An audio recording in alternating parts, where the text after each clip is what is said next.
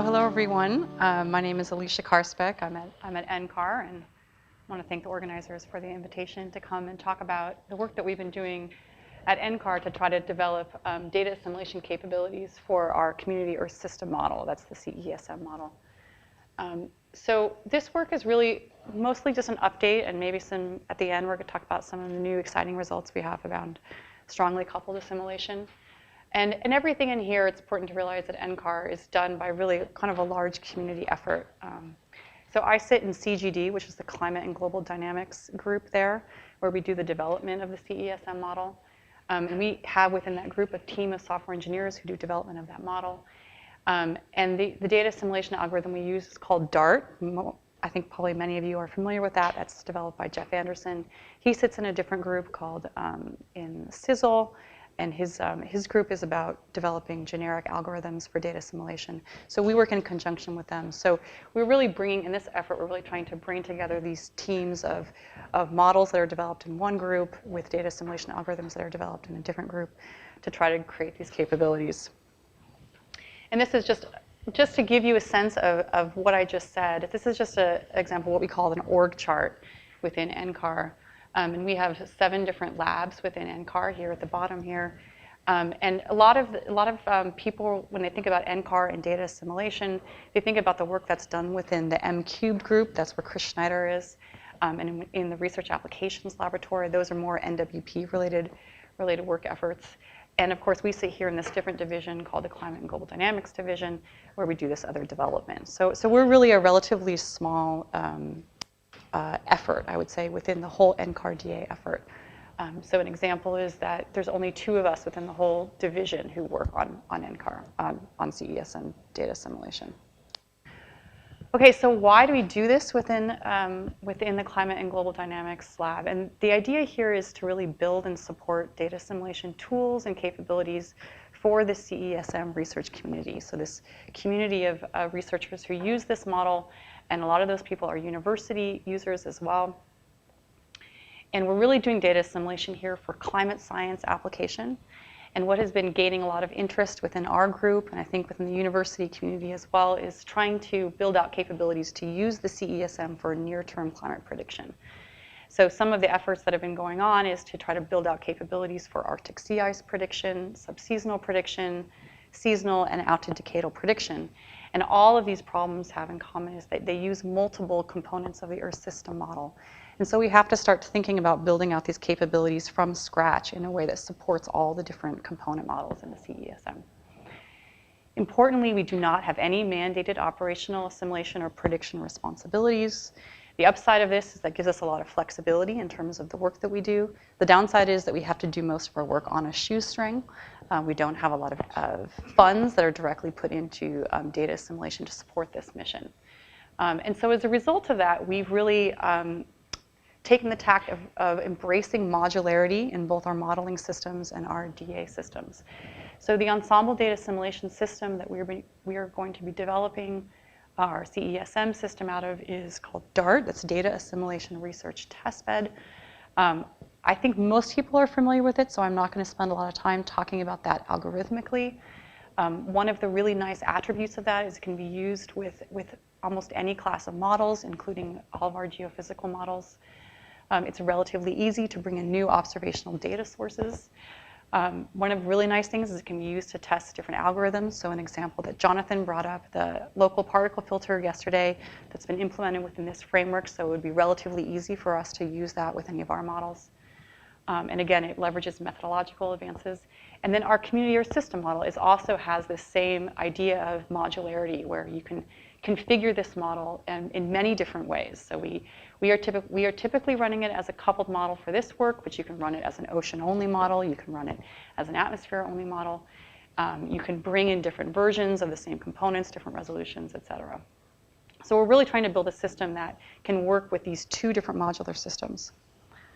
So now I'm going to just switch focus in terms of the broad question to look at our weakly coupled data assimilation system that we've been developing over the last about 3 years. And so what this looks like in the weakly coupled framework is, on the right-hand side, you can see the CESM model, and we're running that with multiple instances. In our cases, we're running it with 30 instances of the coupled model. We have an instantiation of DART, which we call DART POP, and this is DART as it's interacting with just the ocean model. In our case, it's the POP ocean model. So that observations from the ocean are only going into the ocean component. And similarly, we have an instantiation of DART called the DART CAM, where we have atmospheric observations that are being brought into only the atmosphere. And so in this configuration, the weakly coupled configuration, information is exchanged only through the integration of the model and when it's in its short-term forecasting stage, and there is no information that's crossed through the data assimilation. So this kind of framework is what's very typical at this point for the operational centers that are doing weakly coupled systems. And at the end, I'll show an example of strongly coupled. So this is what this looks like in a kind of a time sequencing framework. So in the center now, you have the CESM model with the different multiple instances of the different components. And every 6 hours, we're assimilating atmospheric observations. And I'll show you in the next slide. These are just conventional observations. So this is a relatively simple experiment. We're not bringing in any satellite or radiance observations at this point. And then every 24 hours, we're bringing in situ ocean observations from the World Ocean Database. So they're not assimilating at the same frequency, the ocean and the atmosphere, excuse me.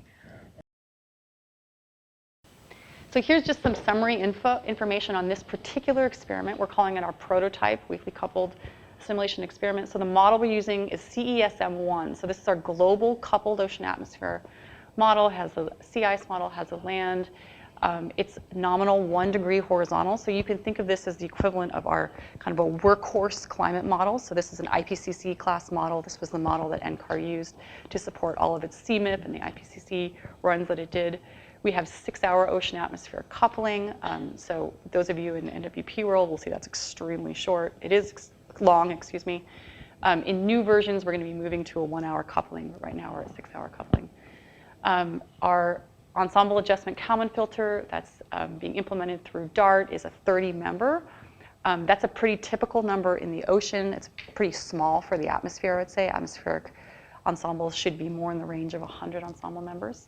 And the experimental interval that we did was from 1970 to 1981, so just 10 years. So that may seem like an odd time period. Why do we do, if you're going to do 10 years, why do we do that time period?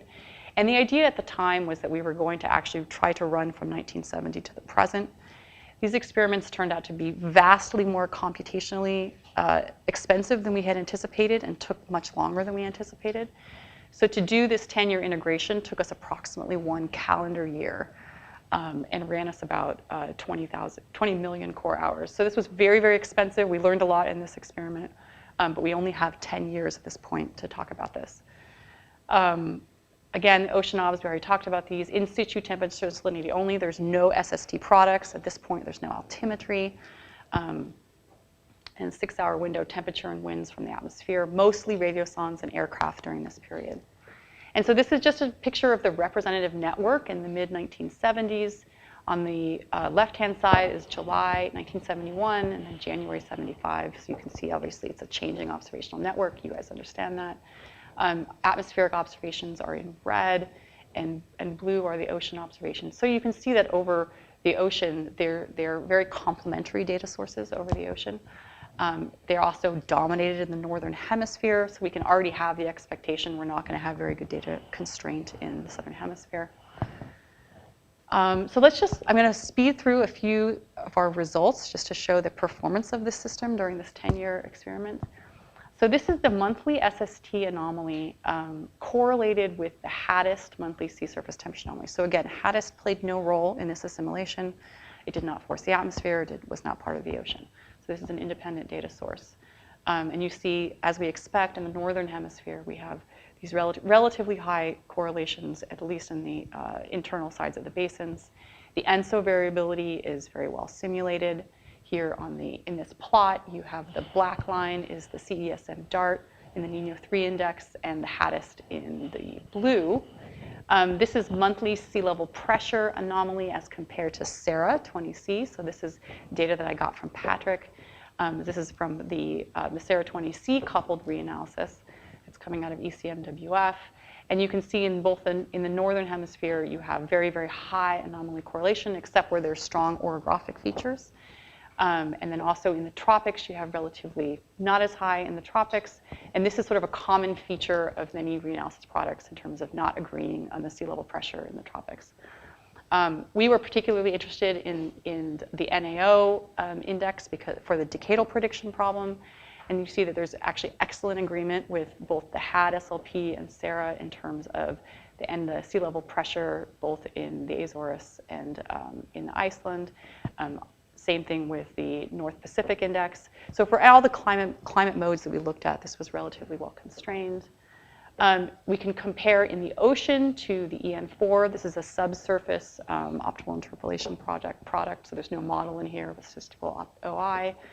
And you see in the upper 250 meters, you have relatively high correlations. They're much lower between 250 and 500, where you have a less amount of ocean data. And you see here that if we look at the pattern correlations, they tend to be kind of improving over time as the assimilation is spun up. So these are all examples of how we're having good performance. This is atmospheric blocking with the CESM-DART compared to JRA 55, 20 CR. Very, very good comparison. Now we're going to look a bit at some observation space diagnostics for this. So on the upper panel, this is the global 500 millibar radiosonde temperature. The bold blue line is the prior RMS, and the blue line that is lighter is the standard deviation of the ensemble. So you can see that there is this nice tracking between the spread of the ensemble and the RMS, as we expect to have. And this one of the nice attributes of using an ensemble system is that we can have these estimates of the uncertainty. If you look at the lower panel, this is 100-meter XBT temperature. You'll see that the error far dominates the difference between the prior and the posterior. You can't really see the difference here. I can show you the difference between the prior and posterior, which is always positive, making so that we're always doing small incremental improvements to the ocean. But it's actually relatively small compared to the total error. And so I'm just going to benchmark these to existing products. How is this performance relative to existing products? And I just benchmarked it to published estimates from JRA 55, ERA 40, and CFSR, just because these were published estimates that I could get a handle on. And what we find in general is that we, of course, don't perform as well as any of these products, but that we are in the same vicinity in terms of the RMS errors. So, for example, our posterior is about the equivalent of the JRA priors. Okay, so that's about where we are in terms of JRA. And in terms of our 6-hour forecast, they're about the same as the CFSR and the ERA 49-hour forecasts. So we're in that vicinity there. And one other piece here is that we have a comparison to our 24-hour persistence forecast. We tend to always beat that in terms of the radiosonde temperature. If you look at the radiosonde U wind, you find that in most levels we do better than our 24-hour persistence, but an exception to that is in the lower levels. And this kind of indicates problems that we are aware of in terms of our boundary layer parameterizations and low-level winds, that we're not beating persistence forecasts. So now what I want to do is talk to you a bit about diagnosing the cross-interface ensemble correlation from this weakly coupled system. And this is part of this effort to move from the weakly coupled system into the strongly coupled system and to understand what is the potential for doing strongly coupled DA. And part of this is just to indicate where we can get this potential benefit. And so in all the plots that are coming, I'm going to just be focusing on the cross-interface vertical correlations. There are, of course, ways you could look at the more detailed 3D structures of the correlations, but they're kind of hard to visualize, so I just want to focus now on the vertical correlations. So this is just a plot from one point that is in, you can think of this 15 south, 105 west, so this is in basically the tropical Pacific and the southern tropical Pacific on the eastern side.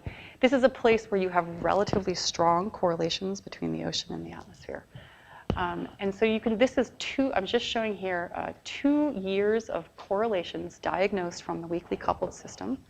And what this is correlations between the 5-meter ocean temperature and all the temperatures in that column through the ocean and the temperatures in the atmosphere up through the atmosphere column. Okay, so you could have a similar map like this that's referenced to any temperature at any level, but I'm just doing 5 meters here. Okay, and so one of the things that should jump out at you here is that you see this very episodic high frequency variability in the atmosphere, just like we expect to see where we have these faster time scales happening in the atmosphere. Whereas in the ocean, you see the signature of the mixed layer moving much more slowly. So you have the correlations that are going down just to the base of the mixed layer, which has this seasonal variability. There was a similar plot showed by Eugenia yesterday that Travis Shukla has from their system. So this is a pretty robust result. And this is really demonstrating that we expect to see this potential for having the cross component be useful is really going to be in the boundary layer of the atmosphere through into the mixed layer of the ocean. So now what I want to do is show you something similar, but now I'm just going to show you a movie of what this looks like through 1 year in time globally. Okay? So this is just 1 year of vertical correlations. This is 5-meter ocean temperature with a 975 millibar atmosphere temperature. Let me play this movie for you, and you're going to see that there's a lot of this, of course, episodic variability. You're going to see shifts from season, from northern hemisphere to southern hemisphere. 8 minutes. Okay. I'm going to show it right here. So you can see there's a lot of non-stationarity in these vertical correlations. You see this area here in the southern tropical Pacific as being an area that tends to be very high correlations there, but you can see that those are disrupted quite frequently by synoptic weather coming through. Right? So these are not stationary in time by any means. We can look at the time average correlation over the 10 years from that. That was just 1 year. And on the bottom left-hand panel now, you can see this kind of the time average signature of that correlation.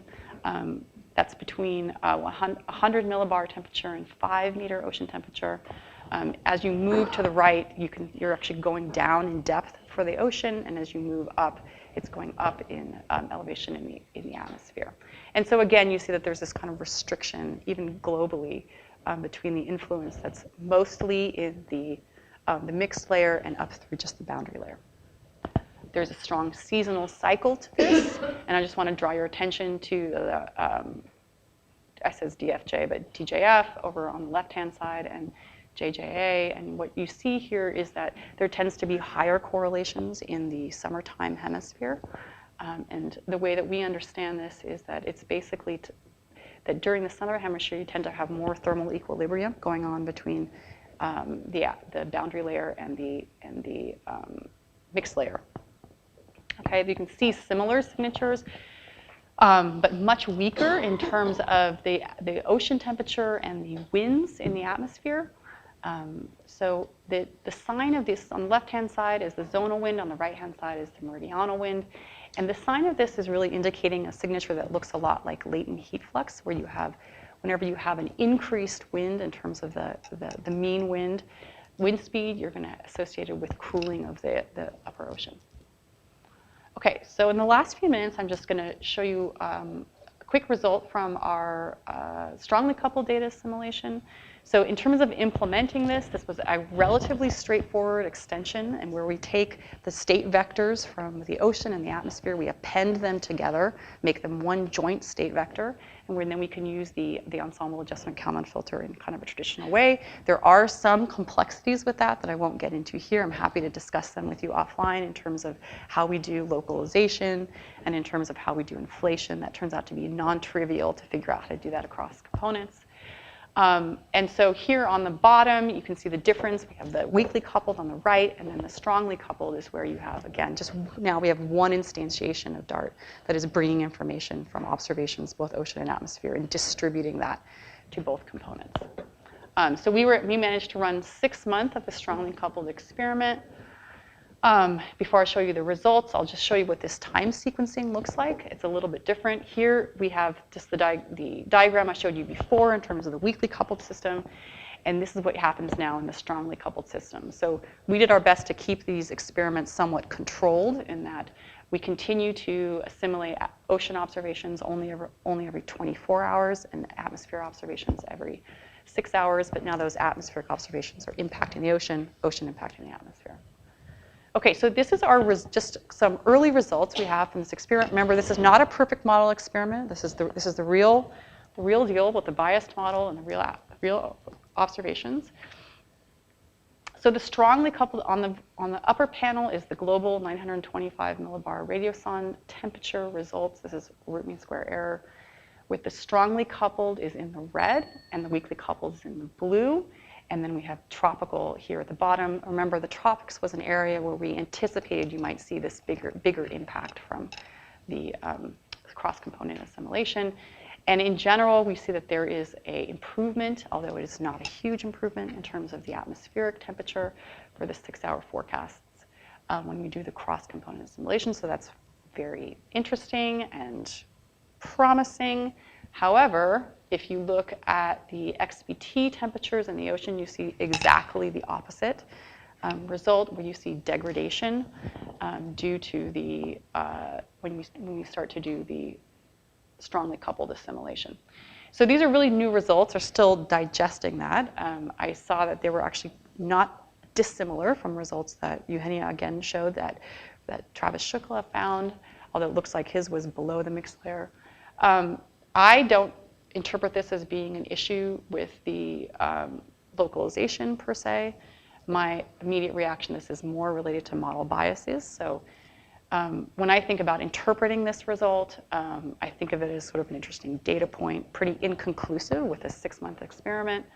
Lots of things we don't understand about that. One of the big things is it's actually quite difficult to control the ensemble spread in these types of experiments. So we know that the RMS errors are very sensitive to the ensemble spread, but of course we expect to have different ensemble spread in these 2 different experiments. So there's still some details to work out about how really to do a good controlled experiment here.